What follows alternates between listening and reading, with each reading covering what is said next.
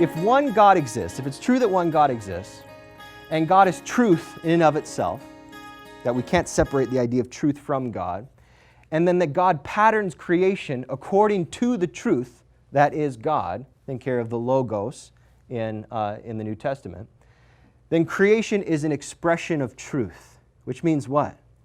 Everything that is in the world is somehow intelligible to us. We can know it. We can know it. Now, we take it for granted that we can know things. We take it for granted that we can study something and come to an understanding of what it is, even if it's a partial understanding. Even if we recognize that that understanding may change over time, we take it for granted that we can learn. Think of the verb to learn. Right? We can take something that's not there and put it there and actually have some confidence that we've gained some knowledge. But if there's no God, if there's nothing binding together all of reality in such a way that it's somehow, that it's truth infused, like why in the world do we believe that we can have any knowledge whatsoever of a universe that is ultimately arbitrary, empty, and meaningless?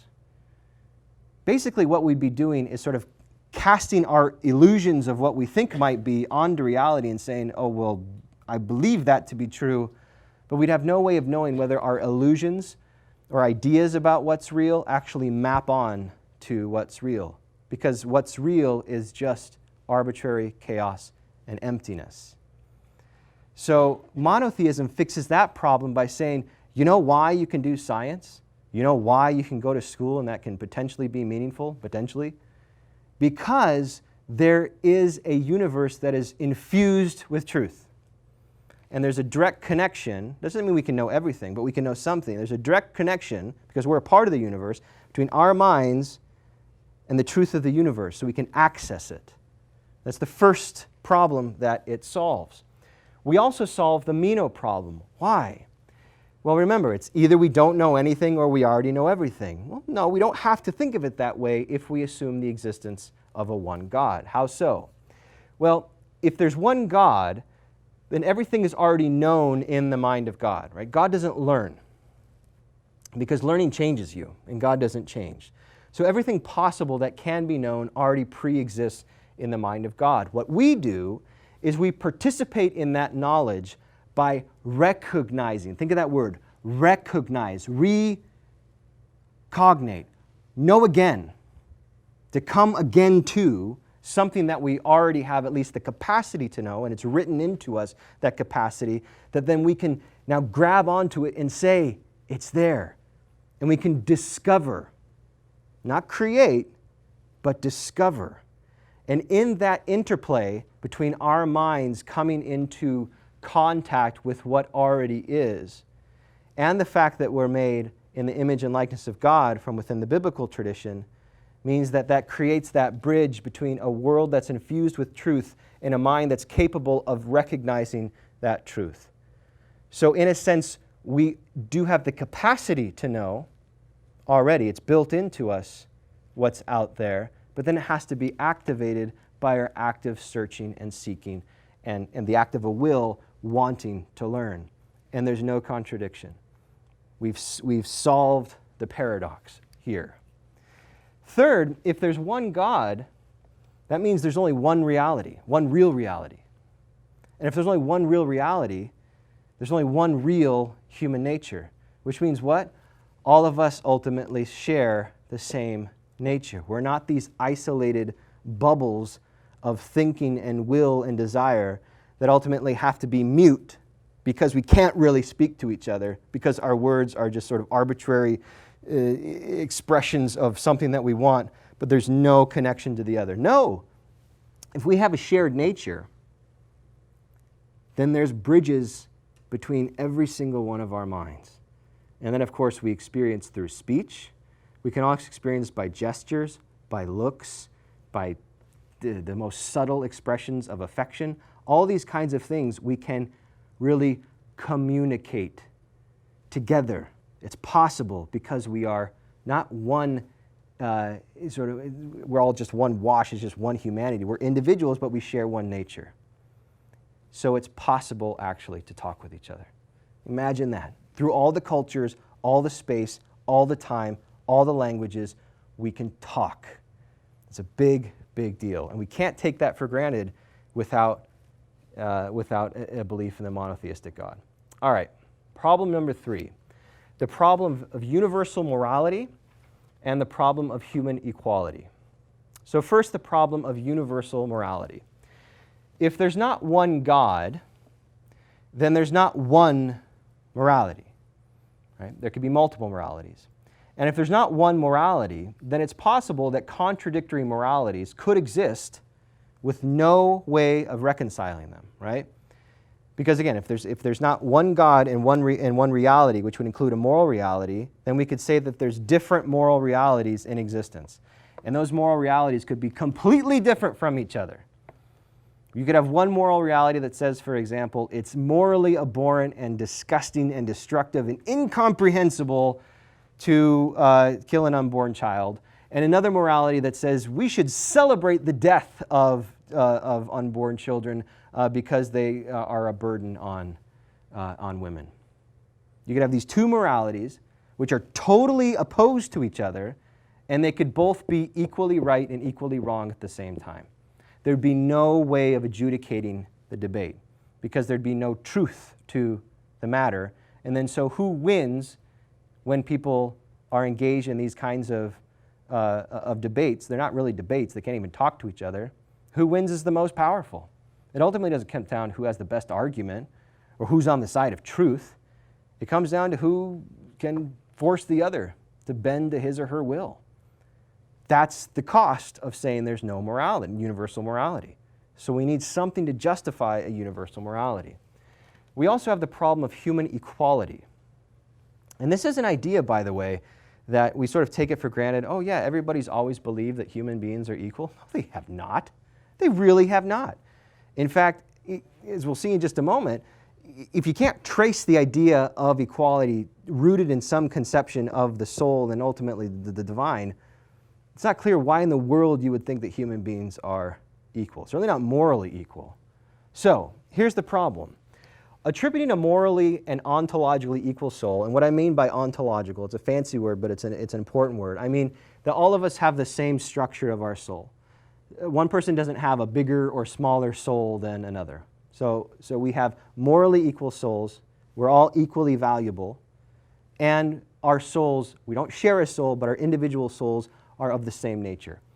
In order to attribute that kind of soul to a human being, that's what's necessary. You need to do that in order to establish universal equality. Why? Well, think about the different ways that I could say that human beings are equal. You could just ask you, well, why do you think human beings are equal? And you could say, well, I think human beings are equal because they're all equally smart. Well, no, that's not true. They're all equally beautiful. Not true either. They are all equally self-conscious. Not even that. They're all equally capable of having goals and acting on those goals.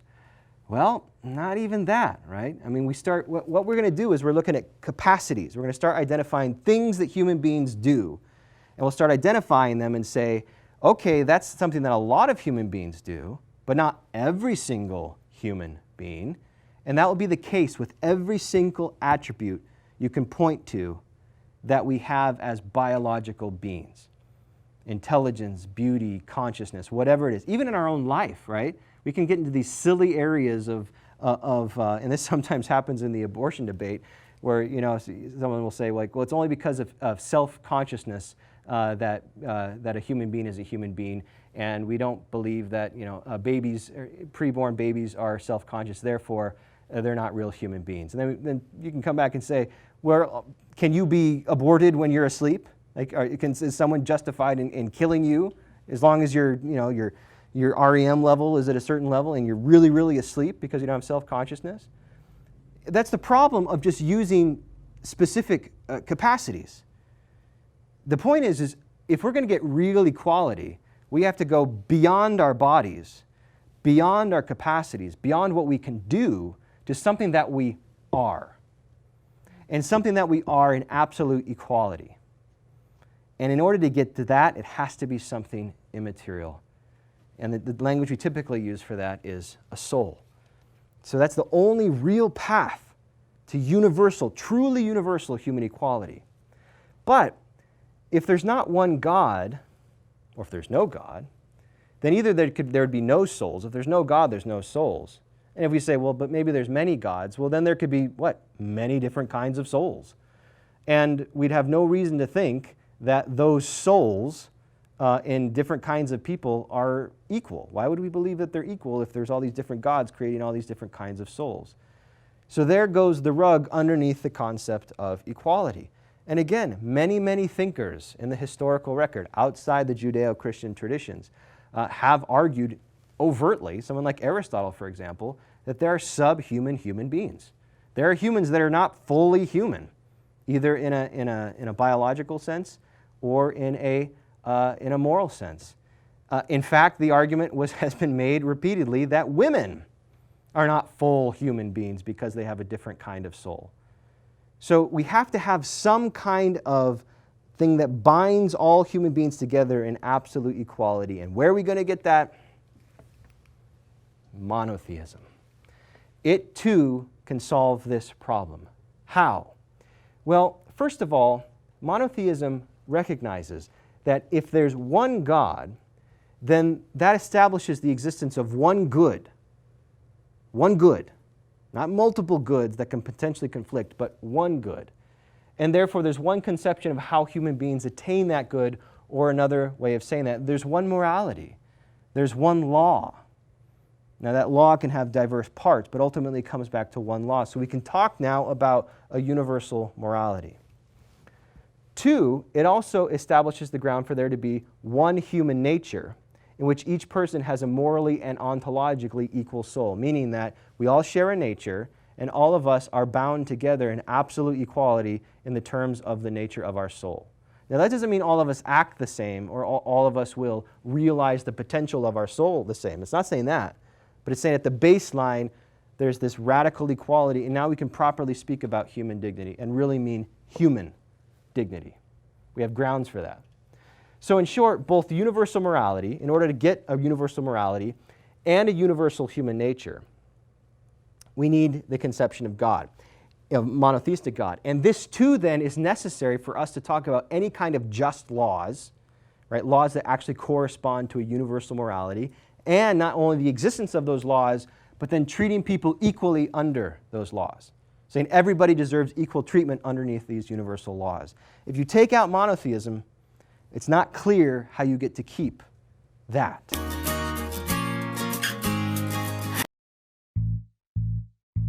Do you want to fall in love with God? I'm sure we all want to. The book of Psalms contains the directions. Thousands of years ago, people like you and me talked to God out of the depths of their hearts, revealing an intimate love. Psalms are the expression of the faith in God by people around 3,000 years ago. God was not a mere abstract creator, but was present, involved, and a real person of power and emotions. Now, when we read or listen to the Psalms, we can know the intensity of this love. Entering into the influence of the Psalms, we can find a path to know and love God. To know more about the Psalms, you should get a copy of Father Mike Manning's booklet, The Psalms. It will help you to understand the 150 Psalms better as he has categorized them. He uses the technique of acts: adoration, contrition, thanksgiving, and supplication. Get your copy today and know the categories. Learn to pray with the Psalms. Call the number on the screen or email us. You can also get it through our website. Get your copy today.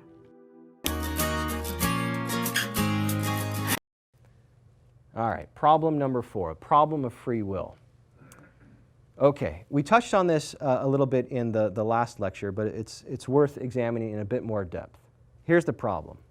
If there's no God, then the universe is defined by materialism and determinism. Now, what materialism just most basically means is that at the heart of everything that exists is ultimately just stuff. And that stuff is not governed with any meaning or purpose. It's just randomly governed by this arbitrary movement of different powers crashing into each other. So it's just deterministic. There's no such thing as freedom. Nothing's acting freely, and everything is just ultimately stuff. Well, why does that relate to freedom? Okay, well, if the universe is defined by materialism and determinism, there's no free will. In a literal sense, why? Because if you're saying that all that exists is stuff, then in order to find free will, in order to say that free will exists, you'd have to find a stuff marked free will on it. It'd have to be labeled. Oh, here's the free will gene, or here's the free will.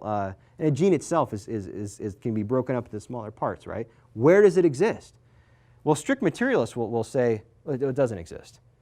So we may experience free will. I may think I have a choice, but I don't really. It's an illusion. It's a delusion, I tell myself, because there's nothing there. And here's the thing. If there's no free will, then there's no reason to hold anybody responsible for anything that they do. Really. Because if nobody's really acting freely, everybody's acting compelled, then any attempt to hold anybody responsible would be, in a sense, ironically, unfair. Why? Because it's nobody's fault. It's literally nobody's fault for anything that they do. So think of the implications for individual life, social life, political life. It's just going to wash through the whole thing in this wave of destruction, right? That's a big problem. We could say, well, okay, what if polytheism is true? It's not monotheism, but polytheism. Well, if there's more than one God, then it's theoretically possible that free will exists, possibly, but different gods under that paradigm could potentially create, again, different kinds of wills, some of them free and some of them not free. And then once again, you've got the pyramid of humanity. And sorting that out is a mess. Fortunately, again, monotheism comes to the rescue. The affirmation of one God means one nature and then one human nature. We've already established that. Okay. If we can attribute freedom to human nature, if we can say that what it is to be human is at least in part to be free, and we can certainly do that from a biblical perspective, then we can say that freedom is one of the constituent parts of all human beings as human beings, meaning that it's in the definition of a human being that a human being is free in terms of our shared nature. So therefore, if that's true, freedom is both real, it's not just an illusion, it's not a social construction, it actually really exists, and it's equal, at least in principle. Right? Now we know, of course, that it's not going to be equally distributed actually in how people practice their lives and the kinds of circumstances that they're born into. But at least in principle, we can say it belongs to all human beings. So it's real, and everybody has it equally at a baseline. Also, we get this added benefit. The existence of God establishes the necessary limits to freedom as well. Because if we say freedom exists, but then aren't capable of identifying any rational limits that encompass freedom and say that freedom can be used in this way but not this way, then we're back to chaos. So in short, what we get here is that monotheism is necessary for, one, for the existence of freedom itself, two, for the existence of equal freedom, and then three, for the existence of universal limits to govern that freedom so that we don't end up saying, well, you can do whatever you want with your free will with no restrictions whatsoever. It delivers the conceptual foundation for all of that. Last one, problem number 5, the problem of meaning. If there is no God, there's no objective meaning to existence. It would be incoherent, it would be false to say that there's an objective or real meaning to existence. Therefore, there's no objective meaning to human existence either, right? So far as we're a part of existence, we don't get an exception, we don't get a pass. Any meaning that we might think that our lives has, it too would be an illusion or a delusion. I could subjectively say, well, I know there's no real meaning in the universe, but you know, I'm really into preserving birds, and that gives me meaning. The problem with that is that you know that that cause that you've identified as giving you meaning is just as arbitrary as any other cause. You could You could say, my meaning in life is to destroy as many animals as I can possibly do in one lifetime. Doesn't matter. They're equally arbitrary. So we can have illusions about meaning, but not real meaning. Ultimately, as dark as this sounds, life and death are equally absurd. Whether you live or you die is equally arbitrary for every single person. All right, that's pretty dark. If there are multiple gods, we say, okay, I don't want that, so let's try the polytheistic option. Then there's multiple meanings to existence. Therefore, human existence could have multiple meanings, but those meanings could irredeemably conflict with each other with no way to achieve a resolution. And you see this in just in a generic study of history, right? You'll see certain cultures with their like warrior cultures, and certain cultures which are more pacifist, more peaceful cultures. And you know, we're taught to say, well, the pacifist, peaceful cultures, those are the cultures that we should, you know, those are the cultures we should emulate, not those dominating warrior cultures. But look, if there's no meaning in life, then it doesn't matter if you're part of the warrior culture or the pacifist culture. Those two cultures have meaning within them, and then this culture says, let's go take over this culture, and this culture says, we're going to passively let you take us over. Doesn't matter. It's all a wash. None of them are right. None of them are wrong. So there's no way to sort things out, again, except for violence. So how does monotheism fix this problem? Well, using the same resources we've already pointed out. If there's one God, there's not only one meaning to existence, there's one meaning to existence. Not only meaning to existence, there's one meaning to existence. So there's not only meaning, there's one meaning within which binds all existence itself.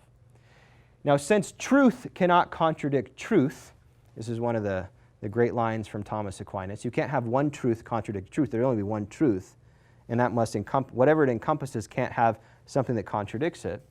Whatever meanings that exist in the world can't conflict if they're true. Now, that doesn't mean there can be false meanings. What this means is that we can say that some are true and some are false. We can do that. We have the resources to do that. Now, we're getting close to the end here, but I really want to emphasize this point here.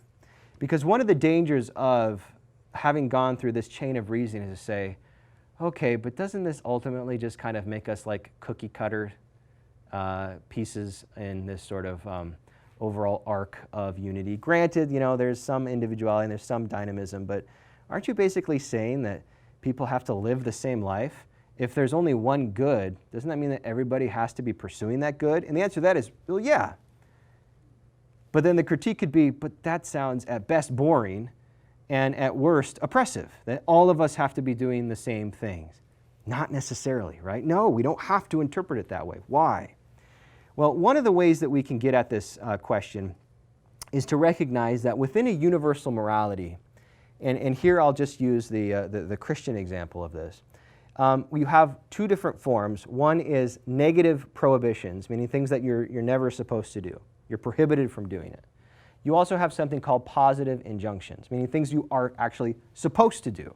So morality is typically constituted of things you're never supposed to do and things that you're supposed to do, that you must do. And so each one of us, and I'm just using here the paradigm of morality, each one of us can seek out the way our particular, what word do we use for it, charism or call to live out the good. There's different paths of good that are legitimately different paths, and not all of us can or should follow the same path in living out the good.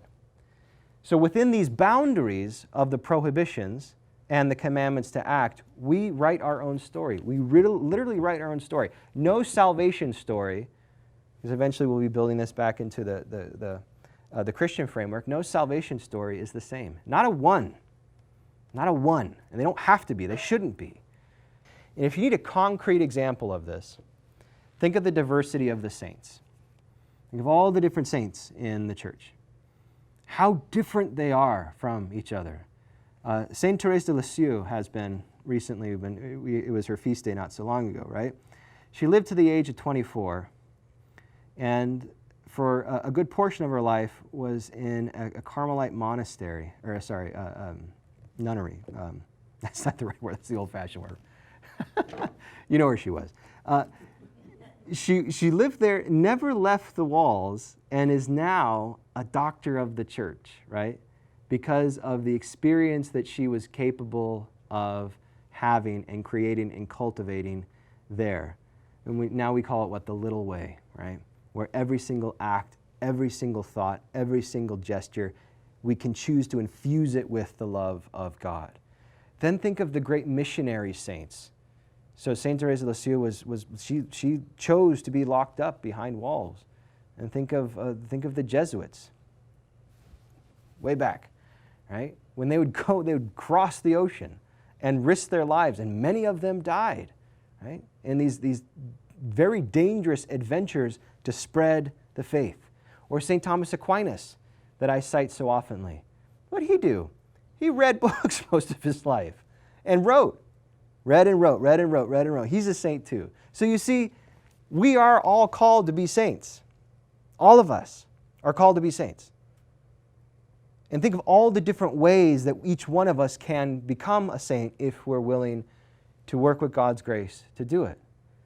So not for a moment do we have to believe that we're all sort of marching in one line to the gates of heaven, right? And this really narrow path, and we all have to, don the same uniform and hopefully march right in.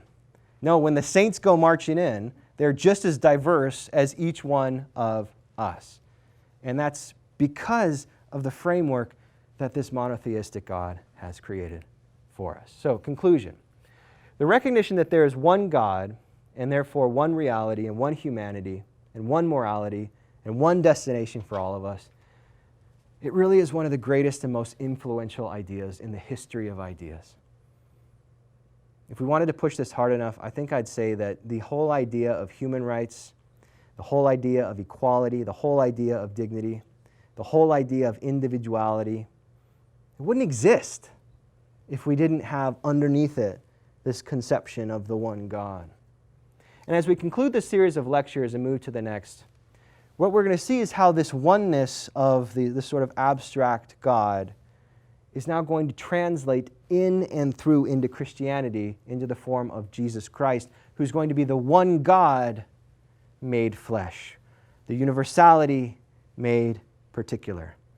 And as a biblical passage for us to light the way forward, I quote St. Paul writing to the Ephesians, "There's one body and one Spirit, just as you were called to the one hope of your calling, one Lord, one faith, one baptism, one God and Father of all, who is above in all, through all, and in all."